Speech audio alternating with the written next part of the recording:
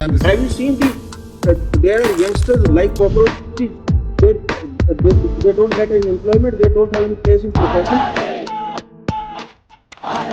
বন্ধুরা, ভারতে এখন ককরোচ পলিটিক্যাল পার্টি নামে একটা মুভমেন্ট ভয়ঙ্কর ভাবে ভাইরাল হয়েছে। এই পার্টির নাম ককরোচ জনতা পার্টি।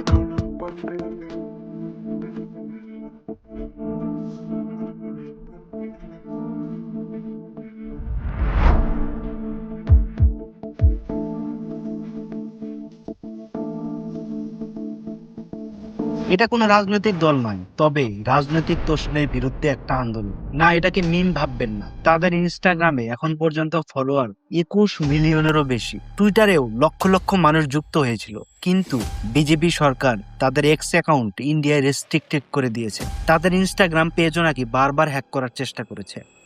বন্ধুরা, মজার ব্যাপার হলো ইনস্টাগ্রামে বিজেপির যে অফিসিয়াল পেজ আছে তার থেকেও ককরোচ ইন্ডিয়া জনতা পার্টির ফলোয়ার এখন অনেক বেশি। কিন্তু প্রশ্ন হচ্ছে, একটা ককরোচ পার্টি হঠাৎ এত ফেমাস কিভাবে হলো? এই মুভমেন্টের শুরুই বা হলো কেন, তাও আবার ককরোচ বা তেলাপোকা জনতা পার্টি নামে? এর শুরুটা হয় ভারতের সুপ্রিম কোর্টের এক কন্ট্রোভার্সিয়াল কমেন্ট থেকে।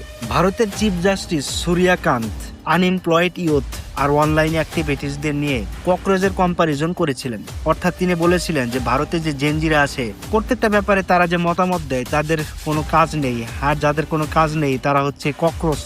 অর্থাৎ তিনি তেলাপোকার সাথে তাদের তুলনা করেছিলেন। আর সেই ইনসাল্টকে প্রোটেস্টে বদলে দেয় ইন্টারনেট জেনারেশন। তারপরে পলিটিক্যাল স্ট্র্যাটেজিস্ট অভিজিৎ দীপকে স্যাটানিক ভাবে লঞ্চ করে ultimately the cockroach Janata party. কিন্তু যোগ জিনিসটা কয়েক ঘন্টার মধ্যে সিরিয়াস একটা মুভমেন্ট রূপ নেয়। এখন মিনিটে মিনিটে হাজার হাজার ইন্ডিয়ান তরুণ তরুণীরা এই পার্টিতে জয়েন করছে। তাদের স্লোগান হলো by the youth for the youth.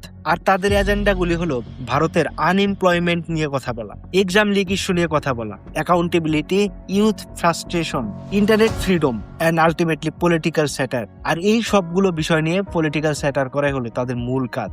এরা এখন হয়তো রিয়েল ইলেকশন করছে না, কিন্তু সোশ্যাল মিডিয়াতে অলরেডি ম্যাসিভ একটা ইম্প্যাক্ট ফেলেছে। ইন্ডিয়াতে এখন একটা বড় ডিবেট চলছে, ভারতে কি বিজেপিকে আসলে দেশের মানুষ চায়? কিন্তু বন্ধুরা, আমার মাথায় খেলছে না বিজেপি রিসেন্ট ইলেকশনে কি ভয়াবহভাবে জিতে গেছে। আমার মনে হয় এর মধ্যে তো অবশ্যই একটা কারচুপি আছে। দেখো, এর মধ্যেই এই ককরোচ জনতা পার্টি পুরো দেশের অ্যাটেনশন দখল করে নিয়েছে। আর সবচেয়ে ক্রেজি ব্যাপার কি জানো? क्रेजी हो गया guys, can you believe it? Crazy हो गया, क्रेजी हो गया। ইন্ডিয়ান পোলাপা ইন্ডিয়া এখন নিজেকে প্রাউডলি বলছে they are cockroach generation, they are proud cockroach.